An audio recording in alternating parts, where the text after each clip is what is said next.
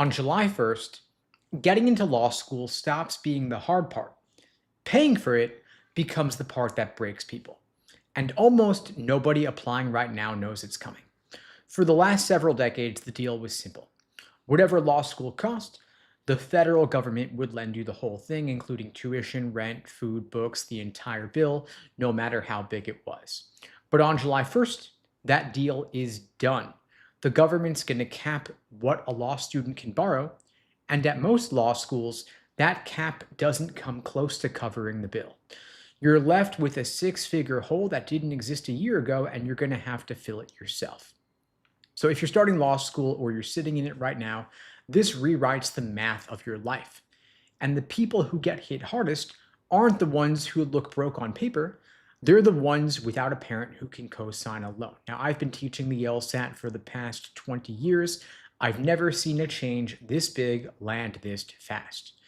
Today, we're going to talk about exactly what happens on July 1st, the math that nobody's putting in front of you, who gets crushed, and how to protect yourself. Quick timeline because it matters here. On July 4th, 2025, a bill got signed into law called the One Big Beautiful Bill Act. You'll also see it written as HR 1 or Public Law 119-21. It touches a lot of different things, but buried inside it is a section that rewrites how every graduate and professional student in this country pays for law school. Big picture, the federal Grad PLUS loan program is being eliminated for new borrowers starting July 1st, 2026.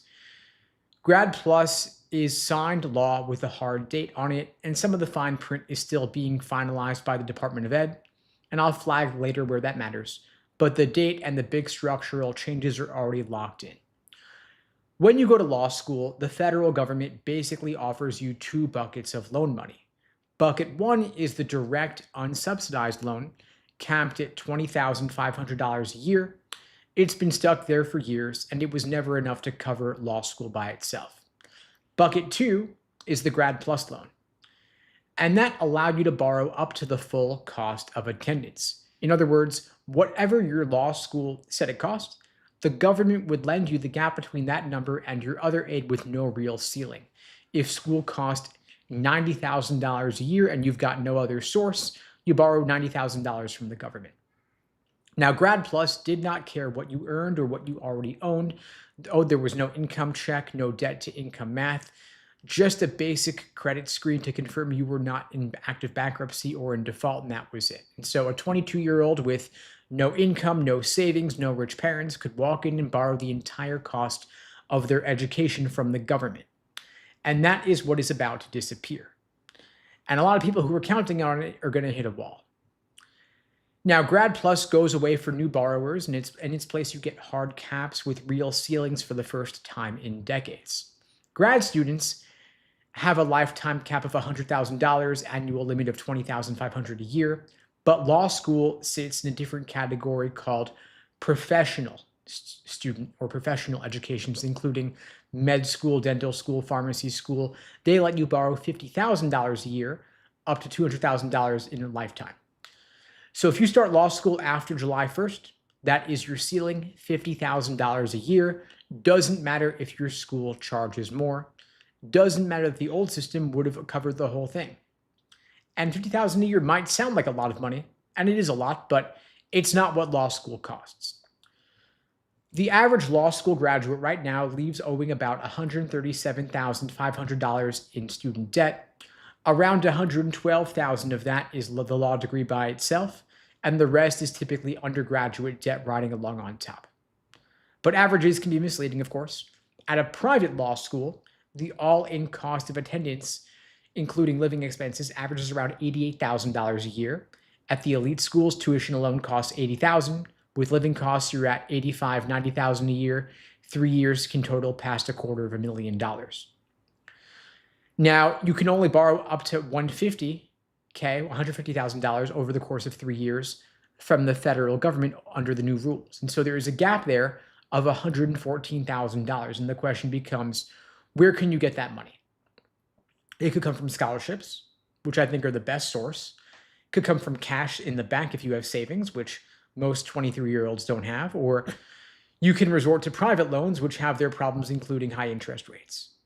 And this problem is not limited to elite schools, of course. There are plenty of mid-tier private schools where you are going to exceed what you could borrow from the government after these changes go into effect. And the lifetime ceiling of $257,500, that's the total federal student loan you are allowed over the course of your entire life, including your undergraduate loans. And so if you borrow for undergrad, you're then eating into what you could borrow for grad school or professional school. Bottom line, you've got to find other sources to pay for your education outside of federal loans.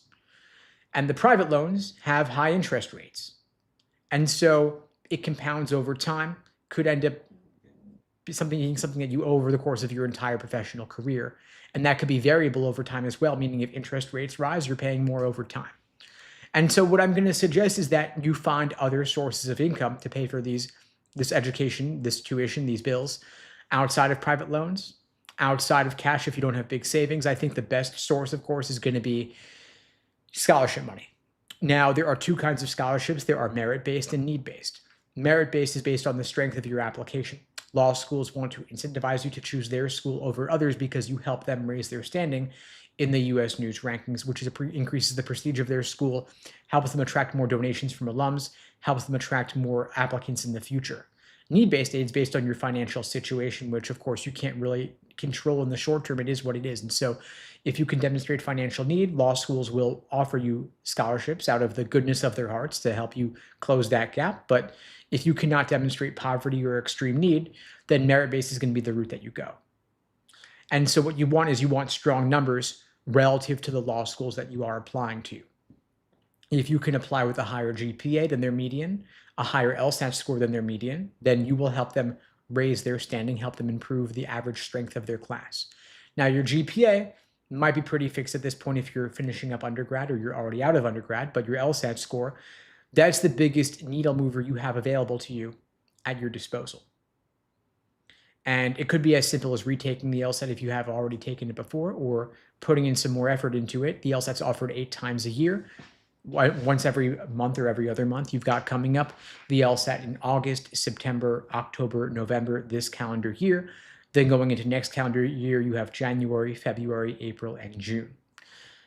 Now, applying earlier is better than applying later, all else being equal. And so I would encourage you, speaking now in June, that you take the LSAT and apply earlier in the cycle if possible. Aim for August or September. Apply when applications open in September if you can. And if you've already taken the LSAT, didn't hit your goal, retake. One single sitting, 2.5 hours, can help you radically improve your odds of getting into better law schools and help you get more scholarship money to help close that gap in funding your tuition, funding your legal education. It weighs more heavily than your undergraduate GPA, and retaking the LSAT could involve as little as just taking one timed practice test a week, reviewing it in depth. That alone might be enough. If you're not sure how to study, if you want some support with your LSAT prep, I'm happy to help you out. I'm offering free LSAT tutoring for everybody watching this now or later. You can book that free tutoring lesson with me personally at unpluggedprep.com/start. The link to book that free lesson is unpluggedprep.com/start below the video on YouTube, pinned in the chat on YouTube, in my bio on TikTok, and